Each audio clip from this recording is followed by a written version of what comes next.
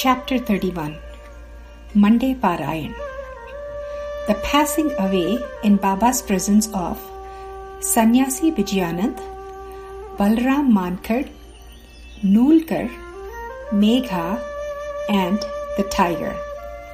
At the time of death, the last wish or thought that a man holds determines his future course. Lord Sri Krishna said in Bhagavad Gita, "He who remembers me in the last moments comes to me, and he who thinks of other things at that time goes to what he looks for." One should therefore make it a habit or practice to remember God or chant His name regularly, so that he is geared up and when the time for departure comes. Devotees also surrender to the saints fully, believing that the saints would guide and help them in their last moments to reach the Almighty. A few such cases are related in this chapter.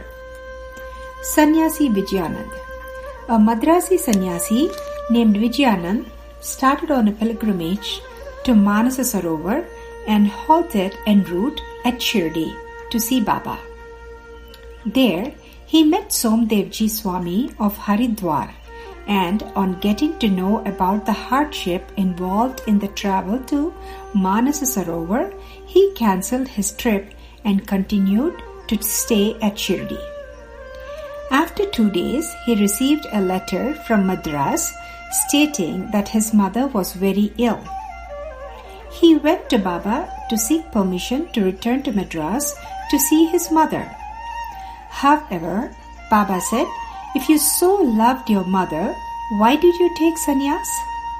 Your feelings, fondness, or attachment in this manner will make public laugh and criticize. Shed all attachment towards the worldly things like wealth, prosperity, body, or life. Surrender at the feet of Hari, Lord, and attain moksha, eternal bliss." Perceiving that actually the sannyasi's end was approaching, Baba dissuaded him to go to Madras and advised him to read Bhagavat and Ramavijayam thrice to please the god of death. After completing 2 readings at Lindi Bhag, Vijayanand was exhausted and returned to the Vada and stayed for 2 days. The 3rd day, he breathed his last on Fakir, Bade Baba's lap. After the regular police inquiries and permissions, the sannyasi's body was buried in a proper place with due rites. Baba thus helped him attain Satgati, salvation. Balram Mankar. Balram Mankar, another devotee, was completely dejected after his wife's demise.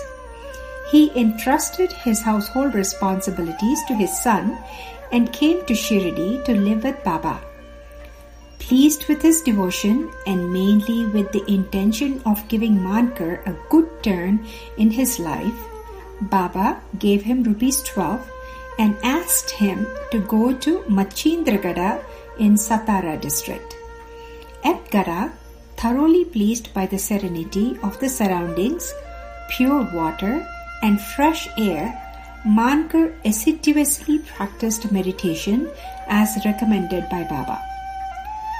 Generally, bhaktas get revelations during samadhi or in a state of trance, but Baba appeared to Mankar after a few days in person and said to him, "I sent you here to rest your unsteady mind.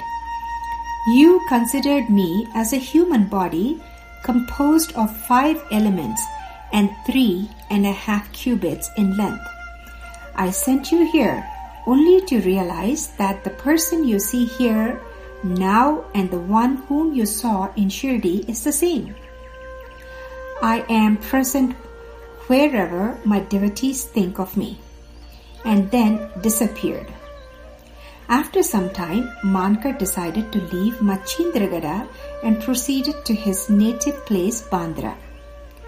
While he was waiting at the overcrowded ticket counter in the station, an old villager clad in a langoti around his waist and a blanket on his shoulder inquired where he was going.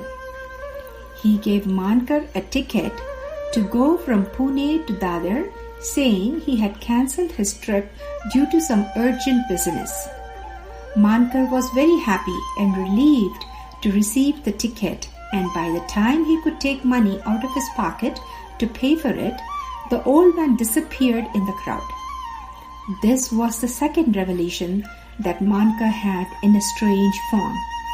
After visiting his home, he returned to Shirdi and remained there till he left this worldly abode in Baba's presence. Tatya Sahib Nulkar. Tatya Sahib Nulkar, a sub-judge at Pandharpur, did not believe in saints. His Mamaltar, Nana Sahib Chandorkar, repeatedly narrated Leelas of Sai Baba and pressed him to go to Shirdi. Tatya Sahib agreed to go on two conditions.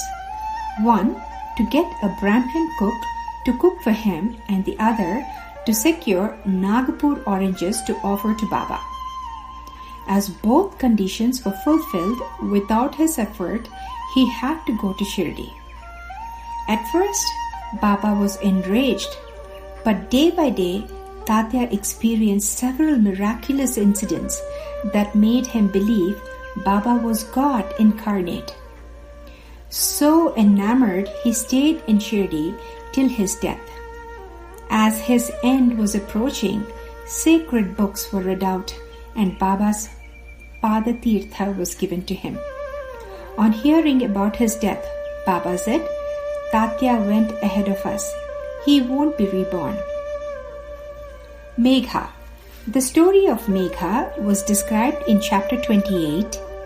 When Megha died, Baba accompanied his funeral procession, showered flowers on his body, and shed tears like an ordinary mortal. Tiger. 7 days before Baba's Mahasamadhi, a deceased tiger suffering from great pain and agony was brought in a cart to Shirdi by its keepers, Devarshis. On hearing about the healing powers of Baba, they brought the animal to the masjid fully chained. It was naturally fierce and very restless because of its illness.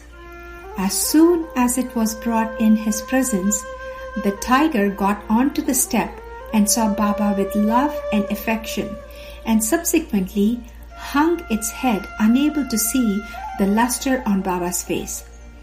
Immediately, it moved the tuft of its tail, dashed it against the ground thrice, fell down senseless, and died. Blessed was the tiger, since owing to the merits of his path's Janma, birth, it could meet such a happy end at Baba's feet. Om Namo Sai Nathaya. Shanti, Shanti, Shanti. End of chapter 31.